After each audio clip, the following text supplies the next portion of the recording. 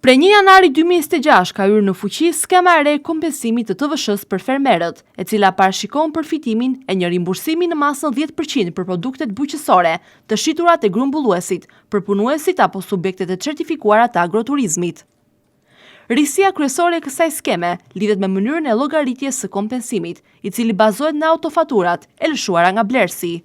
Sipas ndryshimeve ligjore, vlera autofaturës shërben si bazë për përllogaritjen e kompensimit, ku 10% e shumës së faturuar i kthehet fermerit. Për shembull, nëse një fermer deklaron përmes autofaturave shitje në vlerën 10 milion lek, ai përfiton 1 milion lek kompensim. Qëllimi i kësaj nisme është të rimbursojë TVSH-n e paguar për inputet bujqësore, si plerat kimike, farat dhe fidanët, duke lehtësuar kostot e prodhimit dhe duke nxitur formalizimin e sektorit. Megjithatë, përfaqësues të blegtorëve kanë shprehur shqetësime lidhur me mënyrën e zbatimit të skemës. Sipas tyre, një pjesë e madhe e transaksioneve, veçanërisht në sektorin e qumshtit, realizohet pa autofaturë, duke krijuar hapësira për abuzim nga ana e përpunuesve. Ata pretendojnë se autofatura shpesh lëshohet në mënyrë të njëanshme, në varësi të interesave të blerësit, çka e dëmton fermerin.